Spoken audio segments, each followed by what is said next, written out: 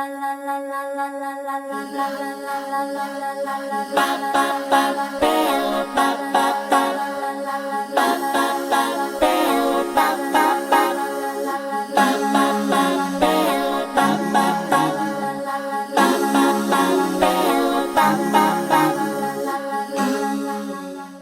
everyone. I'm Lauren Vicker from the TBLC Marketing Committee, and today I have the pleasure of interviewing Professor Jeff Cain, who is the plenary speaker for the TBLC Mid-Year Virtual Forum, which will be taking place on Friday, October 28th. Jeff is an associate professor and vice chair for education in the Department of Pharmacy Practice and Science at the University of Kentucky College of Pharmacy. He's also the director of the Office of Teaching Innovation and Scholarship, and he is the recipient of multiple awards, both for his teaching and his scholarship. The conference theme this year is Evaluation in Team-Based Learning. It's time to think again. And Jeff's plenary talk is titled, Do We Deserve a D or an F for Our Grading Practices? So welcome, Jeff, and thank you for joining us. But it sounds like you are a pretty tough grader. A D or an F? I don't know. Maybe we should get a C. I don't know. We'll see. We'll see what the participants think after my presentation. Okay, so for those of our members who don't know you, could you tell us a little bit about your background and how you ended up in the school and program where you are now? Okay, so I have one of those very odd backgrounds, and it's never a career path that I would ever advise anyone to follow. I have a business degree from the University of Kentucky and a master's in instructional design. I went to work for the school system for a few years, working in their educational technology department, training teachers how to use, and this is going to date me a little bit, how to use like Windows 3.1 and then Windows 95 and PowerPoint and Word and a mouse. That was the beginning stages of my educational career. And then I did some work at the University of Kentucky working with faculty in the health professions doing the same thing. Got my doctorate in instructional design and administration. And then after a series of closed doors and job changes, I ended up at the College of Pharmacy as a staff member working in instructional technology. After finishing my doctorate, I fell into kind of a teaching role that was sort of thrust all of a sudden upon me. I'd been doing research as part of my doctorate, and then eventually found my way into a faculty position and teaching and administrative work. And so here I am. Wow, that is really terrific. I found it so interesting how your research and publications center around digital media, social media, and even Facebook. Can you talk a little bit about how that impacts the way you teach and interact with pharmacy students? Because I think we tell students, like, stay away from social media, right?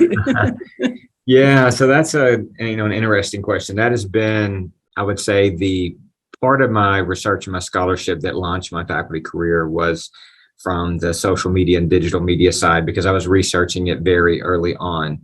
And the aspects that I've looked at it over time have changed as social media changes and it affects society differently. And, currently I'm in the stage of the research that has to do with well-being and digital media's effect on that. So the way it kind of works with my own students and how I teach is I use social media to a degree, taking advantage of some of the aspects of it, the community aspect and the group aspect of it. But I don't use it a whole lot, as much as some people might think, given that I've had a whole career on doing it. Mm-hmm. But I do incorporate aspects of my research actually in my courses and my teaching, whether that is classroom teaching or experiential teaching, with regard to the well-being aspects. And without going into the long diatribe of research that we could about the negative effects of smartphone and social media overuse on various aspects of mental health. Right. Okay. So could we talk a little bit about peer evaluation and how that kind of figures in? Because what we've found is it's such a valuable learning experience for students to know how to do this, and yet they still resist doing it very effectively. So how do you see instructor grades and peer evaluations kind of fitting together in the TBL classroom? So that's a really good question. I don't know if I have a great answer for that. The peer evaluation piece is extremely important. And like you said, it's valuable for students on both sides of the equation.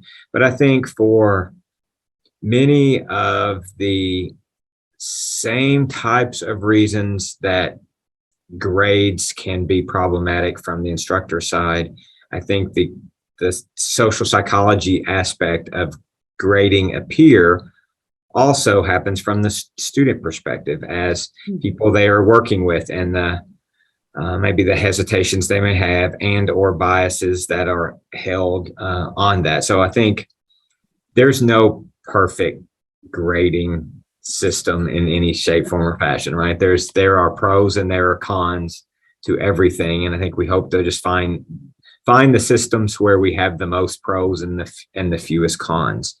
I haven't, in my courses particularly, used a lot of peer evaluations. Others in our college use it fairly frequently. So I don't want to come off to say I'm an expert on peer evaluations. So I probably should just be quiet right there instead of saying something that I don't really know what I'm talking about. It does sound pretty interesting. And we always encourage our students to think of it not just as a learning experience for the class, but something they can take forward, even in job interviews, to say, I know how to do this can be huge for students. Oh, exactly. Yeah. And I teach a pharmacy management course. And so that is some of the things of, providing feedback of what that looks like in an effective form. Yeah, absolutely. Absolutely. So did your research reveal any interesting side effects of the pandemic in terms of TBL, or is it too early to tell? I mean, we're still kind of coming out of it, but learning is less 100% remote, I think, these days, right? Right. Yeah. So I haven't done sufficient research in the area, in any areas that would say there are any conclusions that can be made about the effects of the pandemic, although I expect there are lots of effects and changes that we may see down the road. Right. But is there anything that you've noticed so far? I mean, you mentioned mental health, and that's been a big topic of discussion, at least in the media, is how it's impacted people. Yeah, I do think there have been significant effects on community. I would say student community. At least I've noticed here at my own college, within my own students and the groups that I work with, that depending on where someone was in the program, it had a severe impact on developing relationships with the peers, because there was not the in-person, there just wasn't any in-person experiences for those who were incoming. Therefore, those classes that are now our third year of pharmacy school did not get a good foundation with all their peers and get to know them as people and individuals and friends early on, and struggled with group type activities going forward because there was no cohesion, there wasn't community, they were groups of strangers. Whereas in the past, we're a cohort based model, so everybody comes in as a group and progresses through as a group. That group had a lot of challenges. Yeah. And I mean, I think we're seeing that not just in graduate school, undergrad, even K through 12 teachers are talking about students coming back and not knowing how to actually bond with everyone. So Exactly. I think that's a really excellent point. So let's turn to your plenary talk.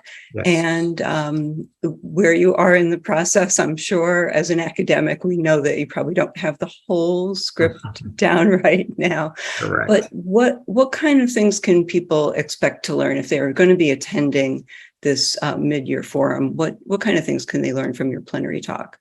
All right, so I think without giving the whole presentation away, there are questions that I've had and noticed about grades and grading for a number of years, and interactions with students, discussions with graduates, with other faculty, that I struggled with a long time, of how to do grades and grading in the way that, is accurately measuring learning, it's motivating, is fair, equitable.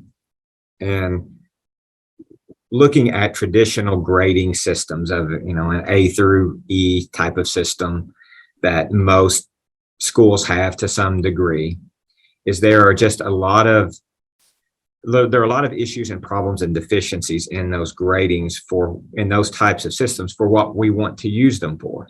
So if we ask people, well, why do we have grades? What do we do with grades? Typically, the answers are going to be, sometimes it's for sorting and ranking. You'll hear questions like it's a measurement of learning, it's to motivate students, to provide them feedback. But if you really delve into this and really spend actually time looking at a lot of different areas of research, and really even honestly just thinking about it, you'll see there are issues in all four of those things, that grades and points don't necessarily do any of those very well.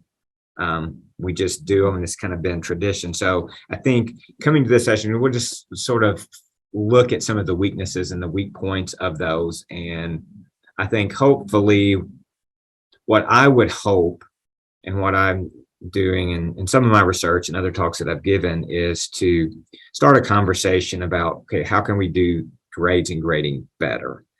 It's better for both, not only our students, but then for faculty and teachers as well, who have to deal with all the frustrations that are associated with grades and grading. And then we all know what those are. Mm-hmm. So do you see this as more of an look at grading overall, as opposed to grading in the TBL framework?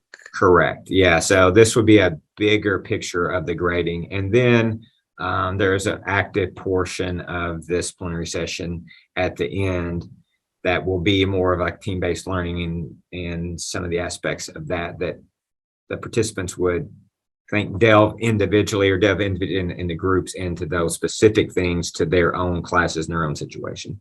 Oh, excellent. Okay. That sounds like that will be a really valuable learning experience then. So is there anything else that you'd like to add about the topic or the conference, or anything else that you wanted to say that I should have asked you about and didn't? No, I think you've asked good questions. I think as far as the topic goes, I think this is one of the great things about being an academic or a scholar, is that you get to explore things you're curious about. And this is an area that I have become very curious about over the past 5 or 6 or 7 years. So the things that I'm getting to read, the things I'm trying in my own classes, little tiny experiments, if you will call them, to see what effects pulling different levers pertaining to grades has on students' behavior. Mm-hmm. And some things that I found out, which I think is interesting, and then more questions that I still have, and we all have. If I had the answer to grades and grading and how we do points, like, you all couldn't afford me. It would be like it'd be just in great demand. So lots to think about, and more to explore on down the road. So much going on. And, I always think a lot about grade inflation. Yes. Is such an issue. At my own college, they had to actually change how people got honors at graduation, because there were just too many people. Too many honors. Everybody gets honors. Yeah. Something's wrong with that system. So, well, thank you very much, Dr. Jeff Cain, for the plenary speaker for the TBLC Mid-Year Virtual Forum. It'll be held on Friday, October 28th, beginning at 10 a.m. Eastern Time. And you can register at the link on the website. And I'm sure we will have the links in other places, like our emails. And we hope to see you there. So thank you again, Dr. Cain. Thank you. Nice talking to you.